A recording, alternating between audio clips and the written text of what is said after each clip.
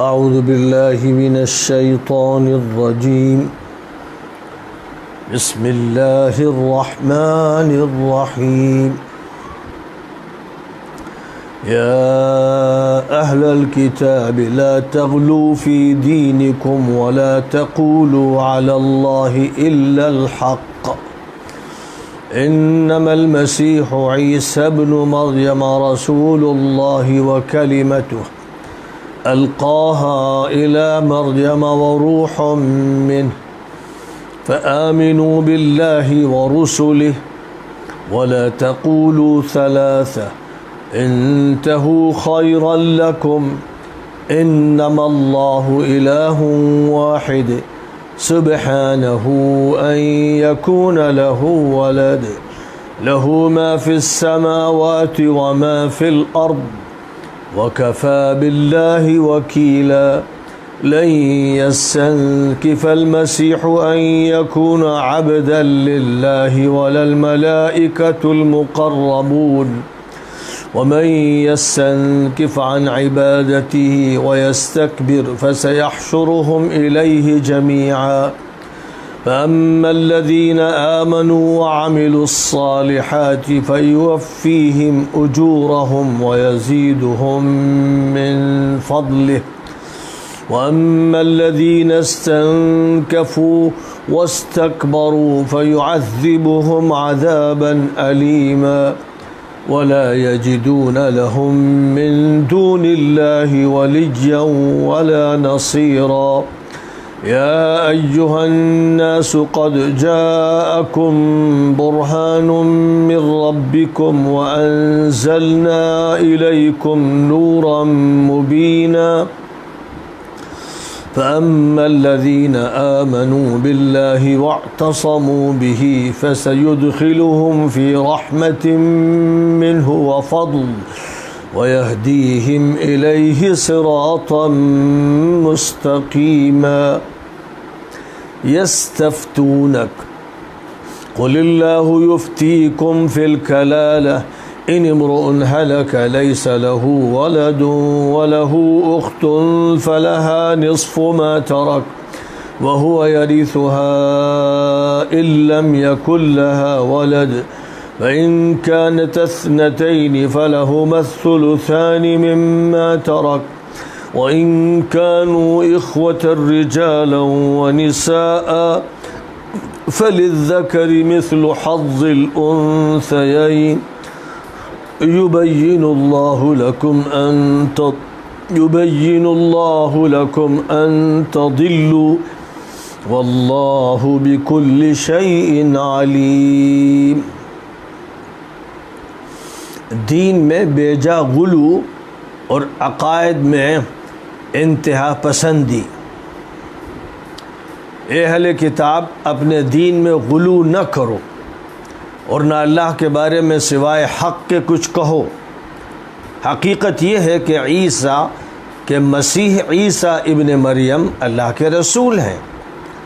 اور اس کا فرمان ہے جس کو اس نے مریم کو دے دیا، یعنی غیر معمولی طور پر اپنے فیصلے سے ان کو پیدا کیا اور اس کی طرف سے وہ ایک عظیم روح کے حامل ہیں. اس لیے اللہ اور اس کے رسولوں کو مان لو اور تین نہ کہو، تثلیث سے باز آ جاؤ، یہی تمہارے حق میں بہتر ہے. اللہ ہی ایک معبود ہے، اس سے پاک ہے کہ اس کی اولاد ہو. آسمانوں اور زمین میں جو کچھ بھی ہے وہ اس کی ملکیت ہے اور کارساز ہونے کے لیے وہی کافی ہے. مسیح کو ہرگز اس میں عار نہیں کہ وہ اللہ کے بندے ہوں اور نہ مقرب فرشتوں کو اس سے عار ہے. اور جو اللہ کی عبادت سے ابا کرے گا اور تکبر کرے گا ان سب کو اللہ اپنے دربار میں اکٹھا کرے گا. جو ایمان والے اور نیک عمل کرنے والے ہوں گے ان کو ان کے بھرپور اجر عطا فرمائے گا اور اپنے فضل سے مزید نعمتوں سے نوازے گا. اور جنہوں نے اس کی عبادت سے شرم محسوس کی اور انانیت اور تکبر میں پڑے ان کو دردناک سزا دے گا اور وہ اللہ کو چھوڑ کر کسی کارساز اور مددگار کو نہیں پائیں گے. اے لوگو، تمہارے پروردگار کی طرف سے تمہارے پاس واضح دلیل آ چکی اور ہم نے صاف روشنی تمہاری طرف اتار دی. اب جو لوگ بھی اللہ پر ایمان لائیں گے اور اللہ ہی کا سہارا تھامیں گے، اللہ انہیں اپنی رحمت میں داخل فرمائے گا اور اپنے فضل و کرم سے نوازے گا اور انہیں اپنے صحیح راستے پر چلائے گا۔ مسئلہ میراث کا ایک ضمیمہ، لوگ کلالہ جس کا اس حال میں انتقال ہو کہ نہ والدین ہو نہ اولاد کے بارے میں آپ سے فتویٰ چاہتے ہیں۔ آپ کہہ دیجئے کہ اللہ فتویٰ دیتا ہے کہ اگر کسی آدمی کا انتقال ہو، اس کی اولاد نہ ہو اور اس کی ایک بہن ہو سگی یا باپ شریک، تو اسے ترکے کا آدھا حصہ ملے گا اور بھائی اس کا وارث ہوگا، ایک ہو یا زیادہ۔ اگر اس کا انتقال ہو جائے تو بھائی اس کا وارث ہوگا، اور بھائی اس کا وارث ہوگا اگر اس کی اولاد نہ ہو تو پورا ترکہ اسی کو ملے گا، بھائی کو ملے گا۔ اور اگر دو بہنیں ہوں جو بھائی کی وارث ہو رہی ہوں تو انہیں ترکے کا 2/3 حصہ ملے گا، باقی حصہ چچا یا چچا زاد بھائی کو ملے گا۔ اور اگر ورثہ بھائی بہن ہوں تو مرد کو 2 عورتوں کے حصے کے برابر ملے گا۔ اللہ تعالیٰ صاف کھول کر بیان فرما رہا ہے تاکہ غلط فہمی نہ ہو، اور اللہ ہر چیز کا علم رکھتا ہے۔ سورۃ النساء کی یہ آخری آیتیں ہیں، اور آخری آیتیں 171 سے 176 تک پڑھی گئیں۔ 176 نمبر کی آیت اس سورہ پاک کی آخری آیت ہے۔ آیت کریمہ کی تلاوت بھی کی گئی اور ان کا ترجمہ پیش کیا گیا۔ چونکہ ان آیات سے پہلے بھی جو آیات گزری ہیں ان میں اللہ تعالیٰ کی طرف سے یہودیوں کو مخاطب کیا گیا، عیسائیوں کو مخاطب کیا گیا، اور یہاں خاص طور پر عیسائیوں کو خطاب ہو رہا ہے۔ یہ سورہ جو خواتین کے نام سے موسوم ہے، سورۃ النساء جس کا نام ہے، جس میں خاص طور پر خواتین کے بارے میں حقوق بیان کیے گئے ہیں، متعدد مسائل کا تذکرہ کیا گیا ہے، اور بھی موضوعات آئے ہیں۔ ان میں یہودیوں اور عیسائیوں کو بھی خطاب کیا گیا ہے، چونکہ جہاں تک یہودیوں اور عیسائیوں کا تعلق ہے ان میں جو گمراہیاں پیدا ہوئیں وہ اعتقادی بھی تھیں اور عملی بھی تھیں، انفرادی زندگی میں بھی تھیں اور معاشرتی زندگی میں بھی تھیں، کیونکہ دین ہی محرف ہو گیا تھا، دین اپنی اصلی شکل میں باقی ہی نہیں رہا۔ قرآن پاک نے اصل توجہ دنیا کی قوموں کو خطاب کرتے ہوئے توحید پر دی ہے۔ سب سے پہلا مسئلہ اللہ کی وحدانیت کا ہے، اللہ کی صفات کا ہے، اللہ کے اسماء حسنہ کا ہے، اللہ کی معرفت کا ہے۔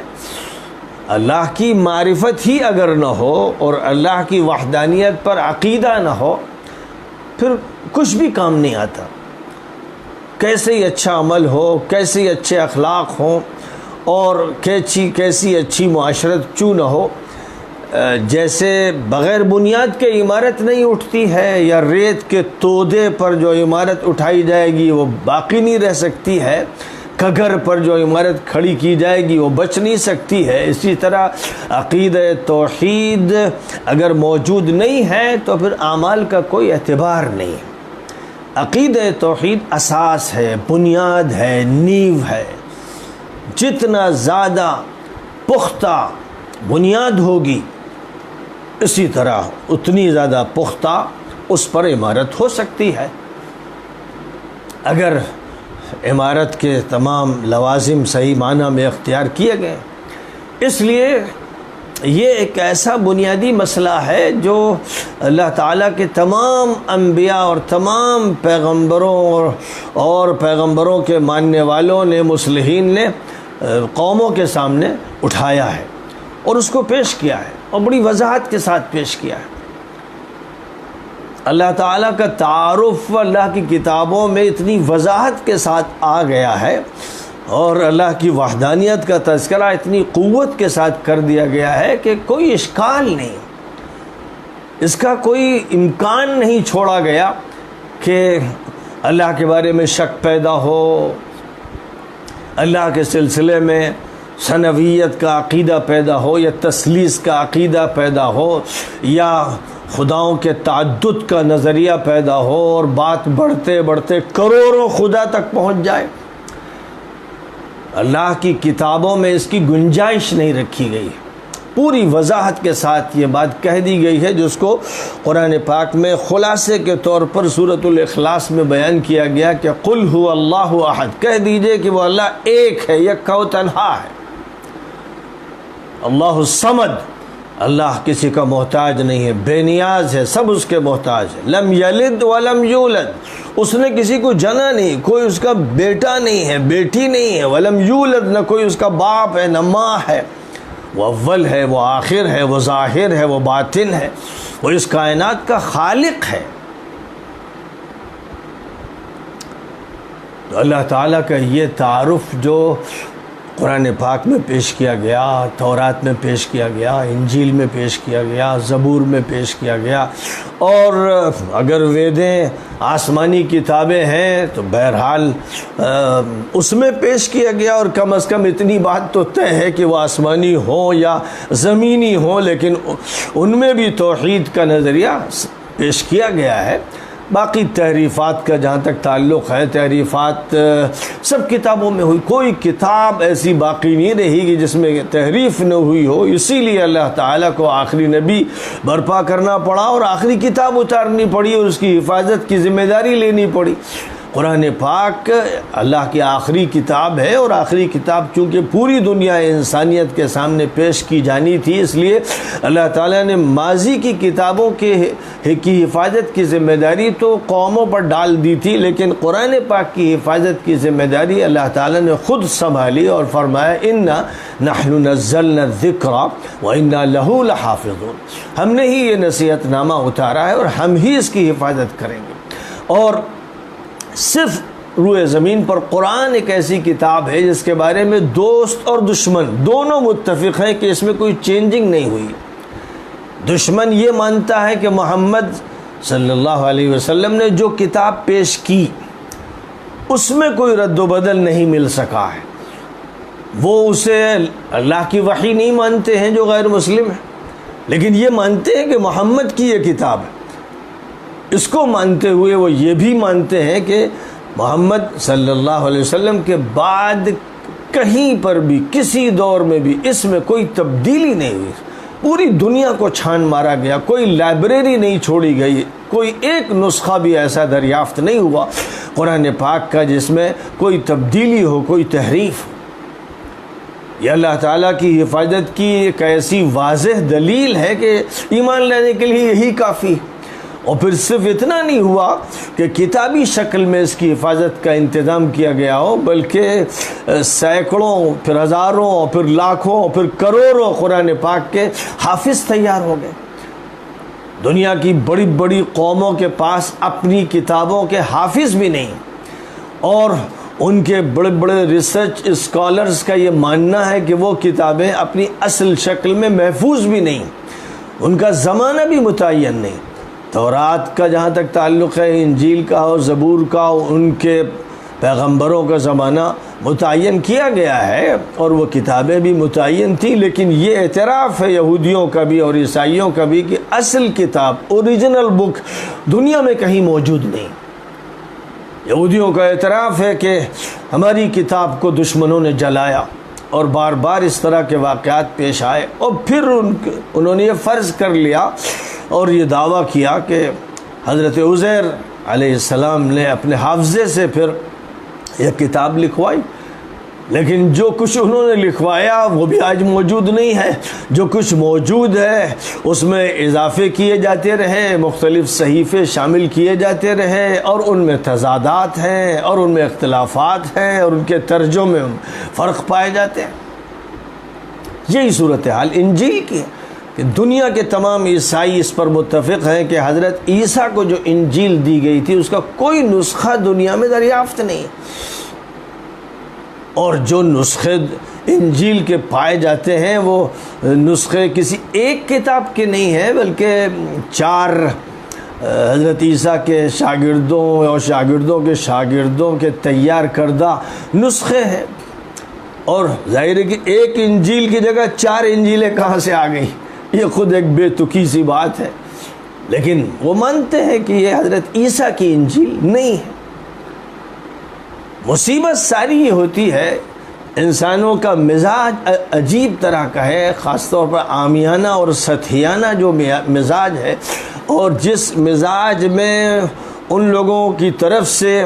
مداخلت ہوتی ہے اور اس کی تشکیل میں ان کی حصہ داری ہوتی ہے، جو عوام کے بزرگ بن جاتے ہیں، پیر بن جاتے ہیں، ان کے مرشد بن جاتے ہیں، ان کا مرجع بن جاتے ہیں، وہ قوم کے درمیان بڑے مانے جاتے ہیں، اور ان کی طبیعت میں غلو ہوتا ہے، افراط ہوتا ہے، تو وہ مبالغہ آرائی سے بچتے نہیں۔ اور مبالغہ آرائی کا نتیجہ یہ ہوتا ہے کہ وہ دین میں اپنی طرف سے اضافے کرتے ہیں، اپنی طرف سے وہ بہت سی ایسی باتیں کہتے ہیں جو حقیقی طور پر ثابت نہیں ہے، واقعات کے خلاف ہے اور اصل کتاب کے مضامین کے خلاف ہے، لیکن یہ غلو پسندی ایک مرض ہے۔ اور واقعہ یہ ہے کہ یہ مرض صرف یہودیوں میں نہیں تھا، نہ صرف عیسائیوں میں تھا، بلکہ یہ مرض مسلمانوں میں بھی ہے، ہندوؤں میں بھی ہے، دنیا کی تمام قوموں میں یہ مرض ہے۔ اور یہ مرض جب دین پر اثر انداز ہوتا ہے تو پھر دین صحیح شکل میں باقی نہیں رہتا ہے۔ ہم جب بات کرتے ہیں عیسائیت کی تو ہم یہ کہتے ہیں کہ ان کے یہاں تثلیث کے ساتھ توحید اور توحید کے ساتھ تثلیث کا ایک ایسا گورکھ دھندا ہے جو نہ سمجھنے کا نہ سمجھانے کا آج تک کوئی بڑے سے بڑا سکا ہے، لیکن تعویل سے اس کو چارہ کار نہیں ہے۔ مولانا عبد المجید دریابادی نے بڑا اچھا لکھا ہے، وہ عیسائیت سے اور یہودیت سے اور انسائکلوپیڈیاز سے اور بیبلیکل لٹریچر سے بڑے واقف رہے ہیں، اور ان کی تفسیر اردو میں بھی ہے اور انگریزی میں بھی ہے۔ جو خلاصہ گویا انہوں نے عیسائیت کے گورکھ دھندے کا پیش کیا ہے مختصر الفاظ میں، وہ یہ کہ باپ، بیٹے اور روح القدس کی الوہیت ایک ہی ہے، جلال برابر، عظمت ازلی یکساں، جیسا باپ ہے ویسے ہی بیٹا اور ویسے ہی روح القدس۔ باپ غیر مخلوق، بیٹا غیر مخلوق، روح القدس غیر مخلوق، باپ غیر محدود، بیٹا غیر محدود اور روح القدس غیر محدود، باپ ازلی، بیٹا ازلی اور روح القدس ازلی، تاہم 3 ازلی نہیں بلکہ ایک ازلی۔ اسی طرح 3 غیر محدود نہیں اور نہ 3 غیر مخلوق بلکہ ایک غیر مخلوق اور ایک غیر محدود۔ یوں ہی باپ قادر مطلق، بیٹا قادر مطلق اور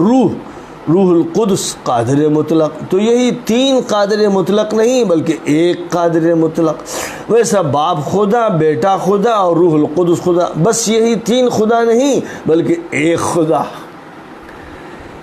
یہ ہے گورکھ دھندا، اور مجھے ذاتی طور پر بھی اس کا تجربہ ہوا۔ ایک عیسائی اسکالر سے الہ آباد میں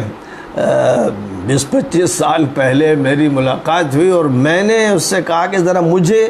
ٹرینٹی کا جو عقیدہ ہے سمجھاؤ، تو وہ بیچارہ کوشش کرتا رہا لیکن ناکام ہوا۔ وہ خود اس کی حقیقت سے واقف نہیں، اور بڑے بڑے عیسائی پادری اور بڑے بڑے مذہب کے ماہرین اس مسئلے کو حل نہیں کر سکے، اور اسی کا یہ نتیجہ ہوا ہے کہ عیسائیوں کے درمیان فرقوں کی بھرمار ہو گئی۔ ان کے درمیان اسی وجہ سے تثلیث کی تشریح کیسے کریں اور توحید کو کیسے نبھائیں۔ توحید بھی ماننا ہے کیونکہ انجیل میں توحید کی بات کہی گئی ہے، اور تثلیث بھی ماننا ہے کہ ان کو پال نے یہ عقیدہ سمجھا دیا۔ یعنی ان کے مذہب میں تحریف کرنے کے لیے جو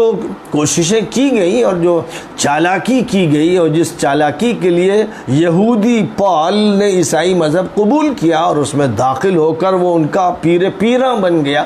اس نے پھر اس مذہب کو تباہ و برباد کرنے میں کوئی کسر نہیں چھوڑی۔ اسی نے حضرت عیسیٰ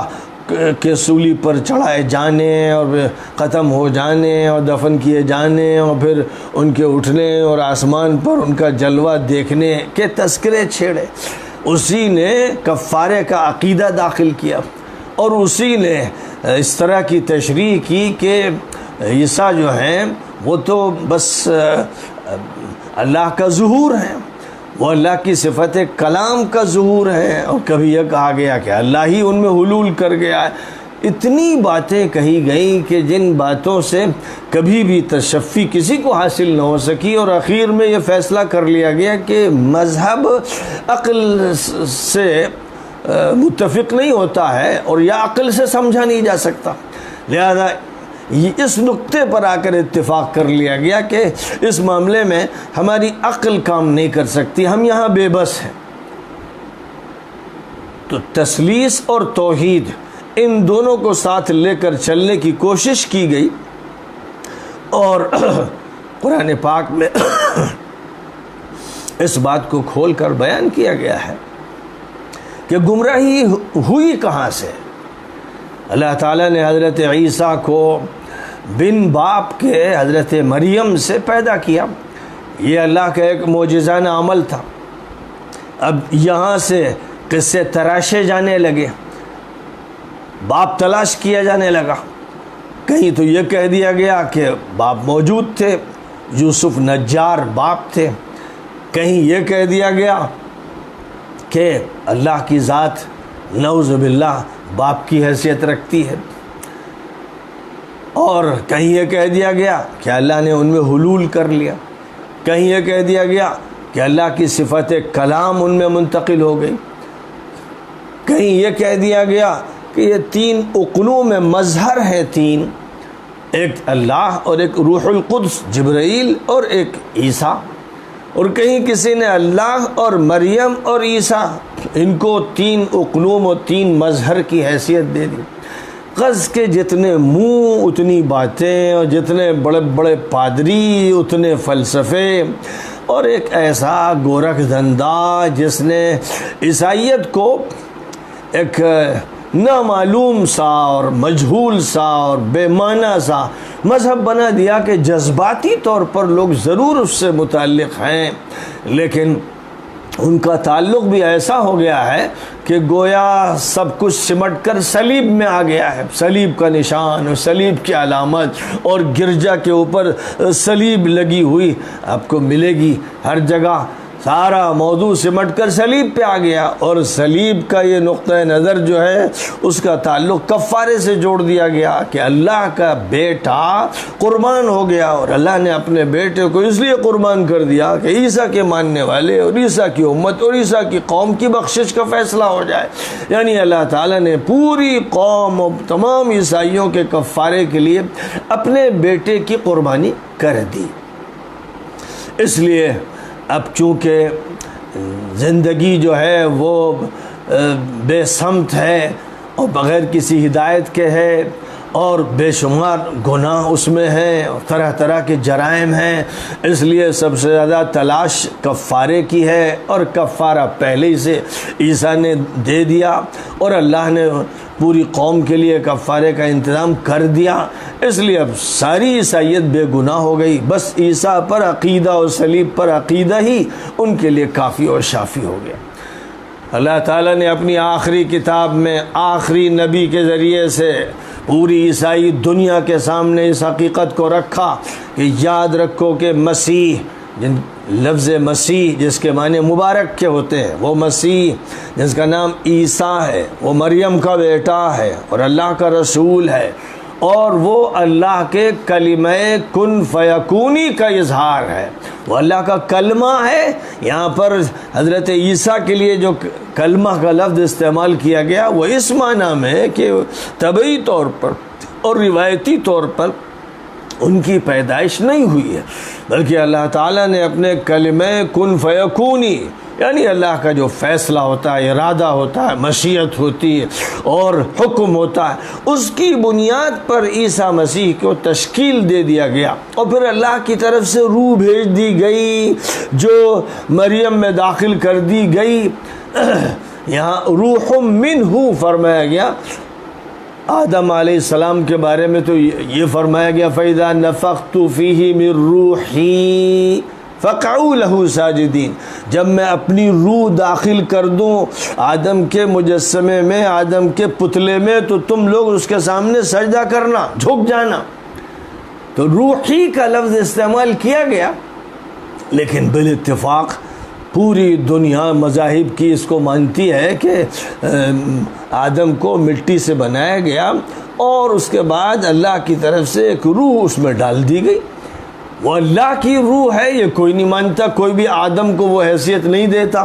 کہ وہ خدا کا مظہر ہیں اور ان کی پوجا پاٹ کی جائے اور ان کو خدا مانا جائے۔ اور قرآن پاک میں یہ بات بھی کہی گئی، گزر چکی ہے کہ عیسائیوں سے یہ مخاطب کر کے کہا گیا کہ اگر تم عیسیٰ کو اس لیے حیرت انگیز مانتے ہو اور خدا کی خدائی ان میں حلول شدہ مانتے ہو کہ وہ بن باپ کے صرف ماں سے پیدا کیے گئے، تو پھر زیادہ مستحق تو اس کے آدم ہے کہ جو بغیر ماں اور بغیر باپ کے پیدا کیے گئے۔ ان کی نسبت اگر تم کرتے ہو، کہتے وہ ابن اللہ ہیں، تو بات زیادہ معقول ہوتی۔ ظاہر ہے کہ اللہ تعالیٰ نے بار بار واضح فرما دیا کہ نہ کوئی باپ اس کا، نہ کوئی بیٹا اس کا، نہ کوئی بیوی اس کی، اس کا ان رشتوں سے کوئی تعلق ہی نہیں ہے۔ وہ کریٹر ہے، خالق ہے، وہی ہمیشہ سے ہے، وہی ہمیشہ رہے گا۔ اس کے یہاں ماضی اور حال و مستقبل کے زمانوں کی کوئی حیثیت نہیں ہوتی ہے۔ زمانوں کا وہ خالق ہے، جیسے مکان کا خالق ہے ویسے ہی وہ زمان کا خالق ہے۔ اس لیے عیسائیوں سے کہا جا رہا ہے ایک کتاب والوں، عزت کی جا رہی ہے، یہ کہا جا رہا ہے اے پڑھے لکھے لوگوں، اے گریجویٹس، اے وہ لوگوں جو کتاب رکھتے ہو، کہتے ہو کہ آسمانی کتاب ہے، غلو مت کرو، اپنے دین میں غلو مت کرو، کیونکہ غلو اگر کرو گے یعنی بیجا باتیں اپنی طرف سے طے کرو گے، افراد کرو گے، حد سے آگے بڑھو گے، تو اس کا نتیجہ یہ ہوگا کہ تمہارا عقیدہ سلامت نہیں رہے گا۔ اس لیے اللہ کے بارے میں وہی کہو جو حق ہے، جو اللہ خود بتا رہا ہے۔ ظاہر ہے کہ تم تو اللہ سے پہلے تھے نہیں اور اللہ کے وجود کے گواہ تو ہو نہیں، اللہ تعالیٰ تو اول اور آخر اور ظاہر و باطن ہے۔ تو جو اللہ کہہ رہا ہے اپنی تمام کتابوں میں وہ بتاتا رہا، ہزاروں سال میں جو پیغمبر آتے رہے، نبی آتے رہے، صحیفے لاتے رہے، کتابیں لاتے رہے، ان میں سب سے زیادہ وضاحت کے ساتھ جو مضمون بیان کیا گیا وہ یہی کہ اللہ ایک ہے، اور دعوت اسی کی دی گئی کہ اللہ کی وحدانیت کو تسلیم کرو، اس کی صفات کو مانو۔ تو ایک کتاب والو، غلو اپنے دین میں مت کرو، وہی کہو جو برحق ہے۔ اور جہاں تک تعلق ہے عیسیٰ کا، وہ مبارک تھے، مریم کے بیٹے تھے، اللہ کے رسول تھے، اللہ کے فرمان کے مطابق ان کا وجود ہوا اور اللہ نے وہ روح عطا فرمائی جس روح کے نتیجے میں اللہ تعالیٰ نے ان کی ولادت کا انتظام فرمایا۔ اس لیے اللہ کو مانو، اس کے رسول کو مانو اور تمام رسولوں کو تسلیم کرو، اور تثلیث کی بات چھوڑ دو، باز آ جاؤ تثلیث سے، یہی تمہارے لیے بہتر ہے، ورنہ سوائے تباہی کے اور تمہیں کچھ نہیں ملے گا۔ اللہ آسمانوں کا مالک ہے، زمین کا مالک ہے، فضاؤں کا مالک ہے، وہی تنہا سب کے لیے کافی ہے۔ اور مسیح تو بیچارے خود گڑگڑاتے رہے، اللہ سے مانگتے رہے، اللہ سے لو لگاتے رہے، دنیا کو بتاتے رہے کہ وہ بندے خدا ہیں، وہ اللہ کی طرف سے پیغمبر ہیں۔ ان کو اس میں عار نہیں محسوس ہوا کبھی کہ وہ اللہ کی بندگی کریں، اور نہ فرشتے جو مقربین بارگاہ الہی ہیں، جن کو اللہ نے نورانی بنایا ہے، جو معصوم ہیں، انہوں نے کبھی اس سے عار محسوس نہیں کیا کہ وہ بندگی کے لیے سر جھکا دیں اور اللہ کی بندگی کا قلادہ اپنی گردنوں میں ڈال لیں۔ سن لو اچھی طرح سے کہ جو بھی اللہ کی عبادت سے عار محسوس کرے گا، تکبر کرے گا، پھر اللہ تعالیٰ اس کو سخت ترین سزا دے گا، دردناک سزا دے گا، المناک سزا دے گا۔ ایسے لوگوں کو کوئی نہیں ملے گی، کوئی مددگار نہیں ملے گا، کوئی ناصر اور حامی نہیں ملے گا۔ اس لیے سن لو لوگوں، اللہ کی طرف سے حجت آ چکی ہے، دلیل آ چکی ہے۔ یہ قرآن جو نور مبین ہے، اس کو ہم نے عطا کر دیا ہے۔ ایک ایسی روشنی تمہیں دے دی گئی ہے کہ جس روشنی سے ظلمتوں کو چاک کر دیا گیا ہے، اور تمہیں ایسی دلیل اور حجت دے دی گئی ہے کہ جس کے بعد کسی شک و شبے کی کوئی گنجائش نہیں ہے۔ اس لیے اس قرآن کو تھام لو، مضبوطی سے اس کو پکڑ لو، تو اللہ کی رحمت تمہیں نصیب ہوگی، اس کا فضل عطا ہوگا، صراط مستقیم پر تم کو ڈال دیا جائے۔ یہ ساری باتیں قرآن پاک میں جب فرمائی جا رہی ہیں تو خطاب عیسائیوں سے بھی ہو رہا ہے، یہودیوں سے بھی ہو رہا ہے، مسلمانوں سے ہو رہا ہے، دنیا کی مشرق قوموں سے ہو رہا ہے، خطاب سب سے ہے، اور خاص طور پر وہ لوگ کہ جنہوں نے ایمان قبول کیا، جنہوں نے قرآن کو تسلیم کیا، نبی کو تسلیم کیا، ان سے کہا جا رہا ہے۔ اور جب یہ بات کہی جا رہی ہے تو گویا کہ یہ بتایا جا رہا ہے جس طرح ماضی کی قومیں گمراہ ہوئیں، اور خاص طور پر عیسائی آخری دور میں گمراہ ہوئے، غلو کے نتیجے میں گمراہ ہوئے، قرآن پاک میں مسلمانوں کو بھی غلو سے روکا گیا ہے۔ افراط و تفریط، یہ دونوں رخ ایسے ہیں جو اعتدال سے دور کر دیتے ہیں۔ کوئی کمی کرتا ہے، کوئی زیادتی کرتا ہے، اور نہ کمی کی اجازت ہے نہ زیادتی کی اجازت ہے۔ دین اللہ کی طرف سے پوری طرح واضح کر دیا گیا ہے، اس میں کوئی کمی نہیں چھوڑی گئی ہے اور کوئی گنجائش بڑھانے کی نہیں چھوڑی گئی ہے۔ اس لیے اس دین کو سمجھنا ہے جو اللہ نے اپنی اس کتاب میں بیان فرمایا ہے، اور اس کتاب کی جو تشریح فرمائی آخری نبی حضرت محمد مصطفیٰ صلی اللہ علیہ وسلم نے، اس تشریح کو قبول کرنا ہے۔ یہاں یہ بات ذہن میں رہنی چاہیے کہ وہ تشریح جو امت کی اکثریت کے نزدیک متفق علیہ ہو، وہ تشریح جس میں آپس میں جھگڑے ہوں، اختلافات ہوں، ان تشریحات کو کنارے رکھ دیجئے، کیونکہ ضعیف حدیثوں سے اور منکر حدیثوں سے اور موضوع حدیثوں سے استدلال کر کے اور تعویلات کا انبار لگا کر اس امت میں جو باتیں ہوتی رہی ہیں، کسی عالم نے، کسی محدث نے، کسی مصنف نے کر دی ہیں، وہ حجت نہیں۔ حجت اصلاً قرآن ہے، اور پھر قرآن کی تشریح میں حضور کی وہ حدیثیں اور آپ کی زندگی کا آئینہ صاف و شفاف ہے، وہ چیزیں حجت ہوں گی پوری امت کے لیے، جس پر امت پوری متفق ہوگی، یعنی امت کی اکثریت متفق ہوگی۔ اور جہاں سے اختلاف کی دراڑیں پیدا ہوئی ہیں وہ حجت نہیں ہوگا، اس سے استفادہ کیا جائے، غور کیا جائے، اس کا تقابلی مطالعہ کیا جائے، اس میں ترجیح کے بارے میں سوچا جائے، یہ سارے امکانات وہاں پر ہوں گے جن کا استعمال کیا جائے گا۔ اب آپ غور فرمائیے کہ جس چیز سے اس امت کو ڈرایا گیا تھا، قرآن میں جو بات کہی گئی تھی کہ غلو مت کرنا، اور جو کہا گیا تھا کہ حدود سے آگے مت بڑھنا، اور یہ کہا گیا تھا کہ احکام کے خلاف مت کرنا، کیا شکایت صرف یہودیوں سے ہے؟ کیا شکایت صرف عیسائیوں سے؟ نبی صلی اللہ علیہ وسلم نے فرمایا تھا کہ لَتَتَّبِعُنَّ سَنَنَ مَنْ كَانَ قَبْلَكُمْ شِبْرًا بِشِبْرٍ وَذِرَاعًا بِذِرَاعٍ حَتَّى لَوْ دَخَلُوا جُحْرَ ضَبٍّ لَدَخَلْتُمُوهُ۔ اے مسلمانوں سن لو کہ تم بھی یہودیوں اور عیسائیوں کے نقش قدم پر چل کے رہو گے، بالش و بالش، قدم اور قدم ساتھ چلتے چلے جاؤ گے، یہاں تک کہ وہ کسی گو کے بل میں داخل ہوں گے تو تم بھی داخل ہوگے۔ کیا یہ واقعہ نہیں پیش آیا؟ کیا اس امت نے پھر غلو کی اور کہیں پر تفریط کی مثالیں نہیں پیش کی؟ کہیں کسی کا حق ادا کرنا تھا تو نہیں ادا کیا گیا، اور کہیں کسی کے حق کی جو حد تھی اس سے بڑھا کر اس کو خدا کی خدائی میں شریک کر دیا گیا، غیر رسول کو رسالت میں شریک کر دیا گیا، غیر خدا کو خدائی میں شریک کر دیا گیا۔ ایک طرف وہ لوگ ہیں کہ جنہوں نے نبی صلی اللہ علیہ وسلم کی شان میں گستاخیاں کی، اور نبی صلی اللہ علیہ وسلم کا جو مرتبہ ہے اس مرتبے کے سمجھنے کی کوشش نہیں کی، بلکہ اس مرتبے کے خلاف زبان درازی کی۔ وہ منافق لوگ، حضور کے ساتھ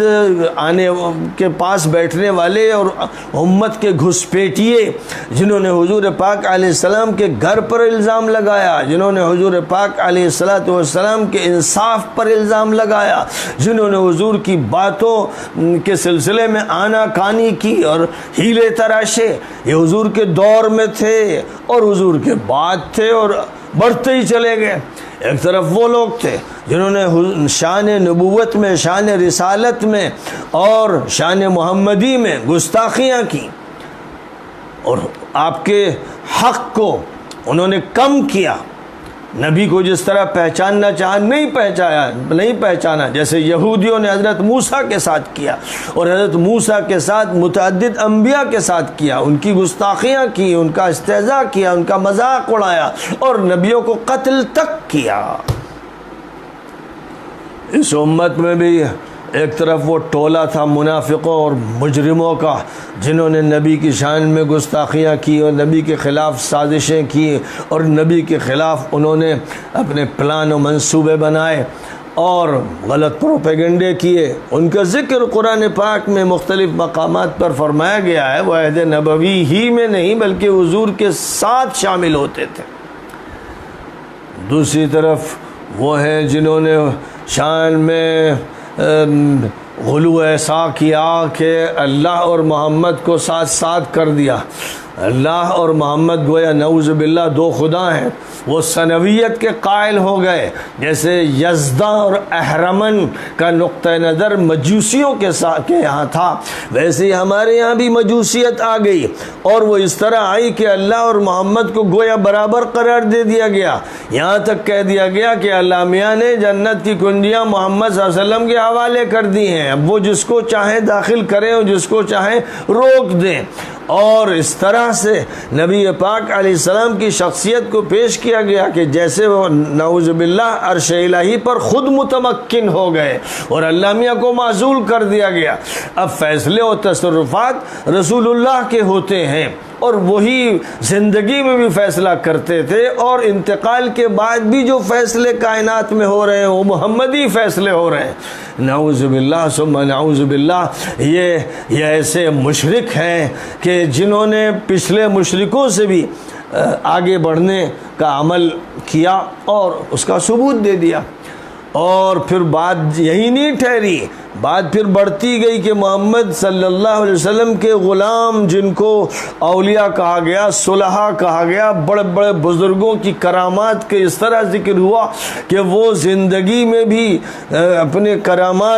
کرامات کے ساتھ لوگوں کے درمیان تھے، اور کرامات کا مطلب کہ نبیوں کے معجزات کی طرح ان کی کرامات ظاہر ہوتی رہیں۔ اور اس کے بعد بات یہیں پر نہیں رکی کہ کرامات تو اگر واقعی ثابت ہیں تو حق ہیں، جیسے معجزات حق ہیں، اللہ تعالیٰ نے ان کو بھی یہ عزت عطا فرما دی۔ اگر ثبوت ہو، یہ خرافات نہ ہو، جھوٹی روایات نہ ہو، لیکن بات یہیں تک نہیں ٹھہری۔ جب ان کا انتقال ہو گیا تو اب ان کی کرامات کا ظہور ہوتا رہا، اب وہی ہیں جو دنیا چلا رہے ہیں، اب انہی کی باتیں چل رہی ہیں، ان کی نسبت سے کام ہوتے ہیں، ان کی قبر پہ حاضری سے ہوتے ہیں، ان کے نام پر دیگ چڑھانے سے ہوتے ہیں، چڑھاوے چڑھانے سے ہوتے ہیں، قبر پر چادر ڈالنے سے کام ہوتے ہیں، ڈیوڑی پر آنے سے ہوتے ہیں،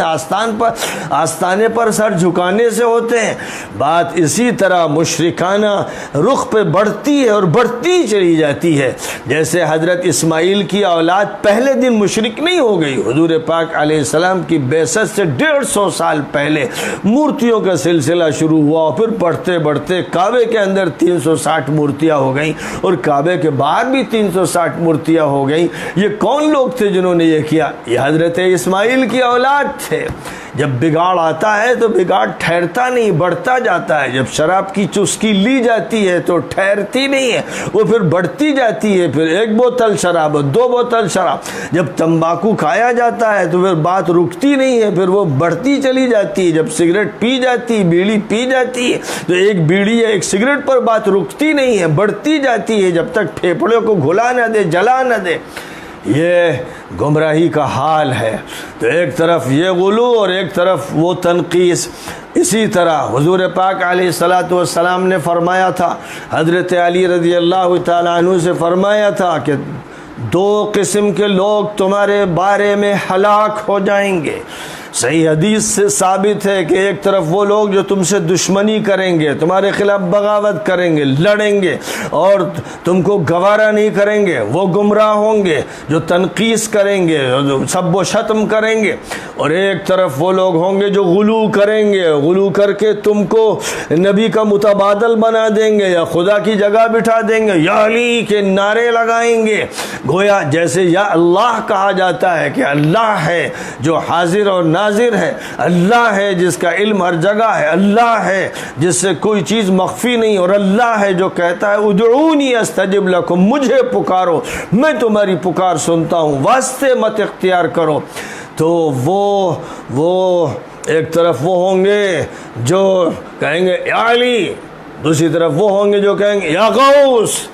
تیسری طرف وہ ہوں گے جو کچھ اور لفظ استعمال کریں گے، اے داتا گنج بخش۔ تو اس طرح سے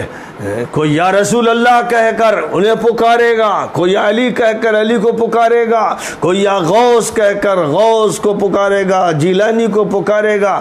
یہ ساری وہ گمراہیاں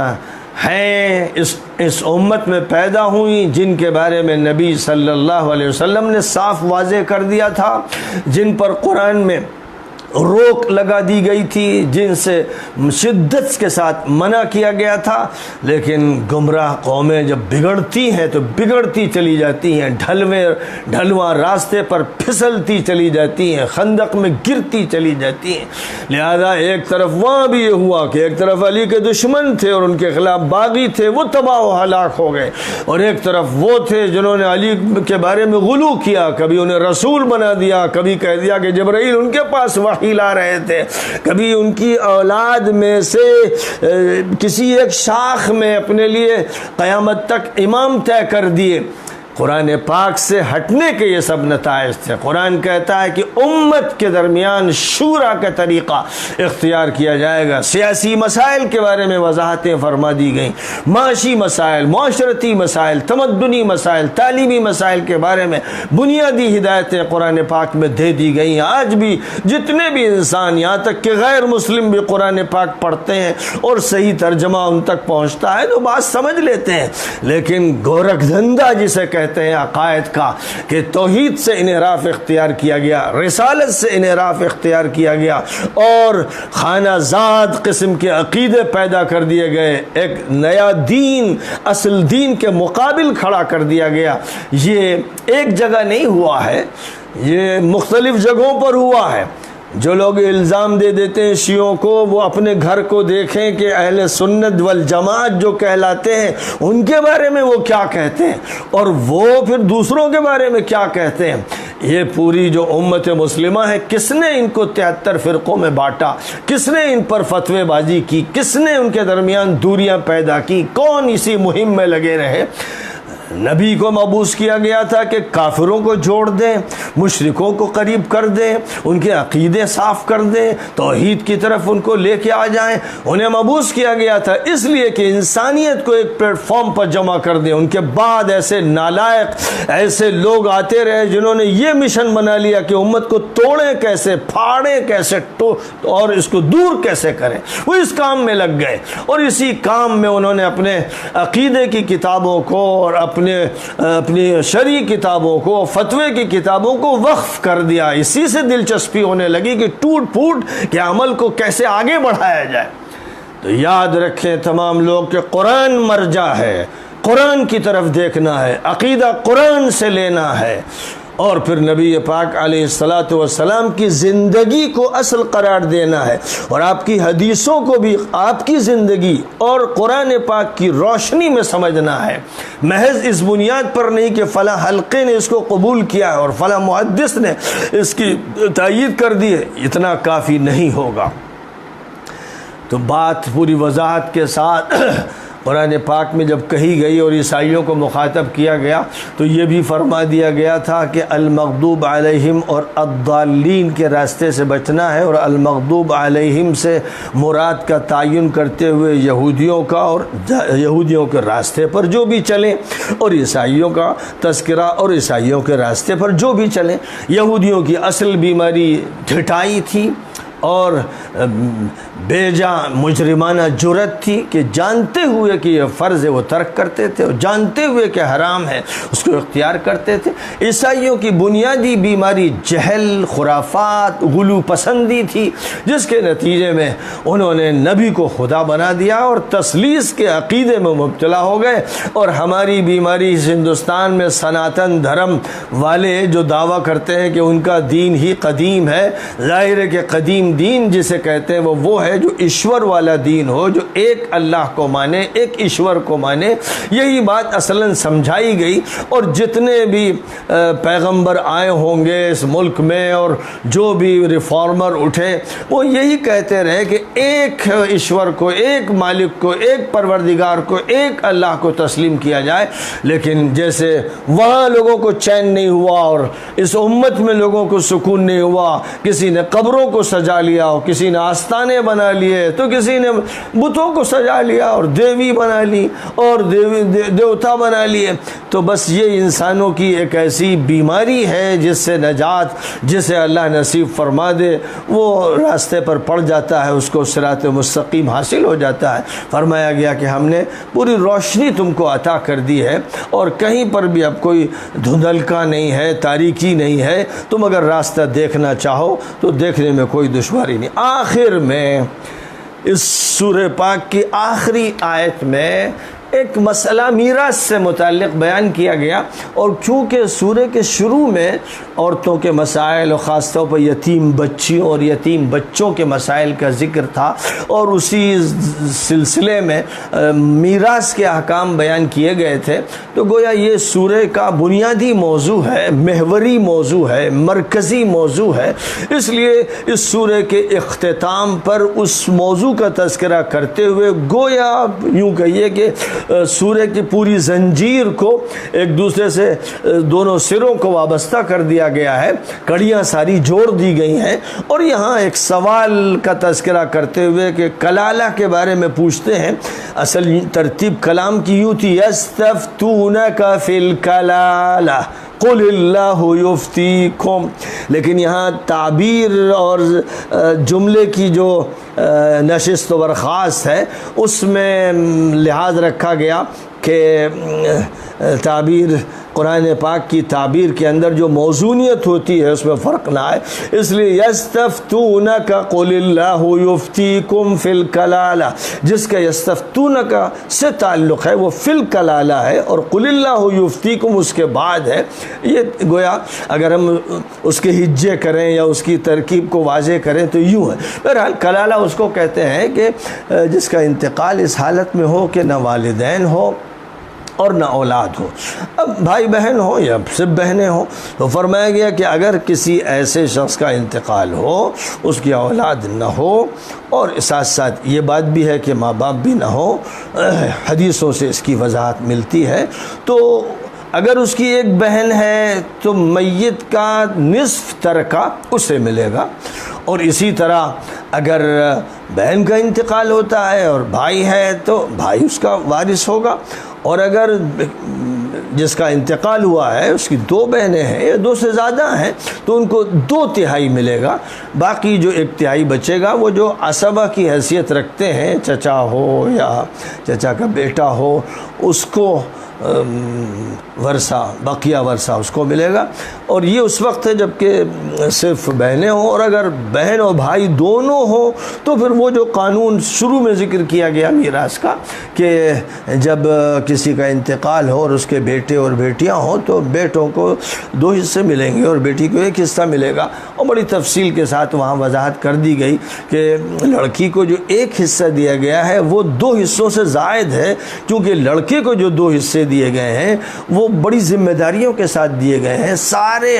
خرچ کی ذمہ داریاں ماں باپ پر خرچ ہو یا اولاد پر خرچ ہو، بیوی پر خرچ ہو اور دیگر لوگوں پر خرچ ہو، محتاجوں پر خرچ ہو، یہ سب مرد پر ڈالا گیا۔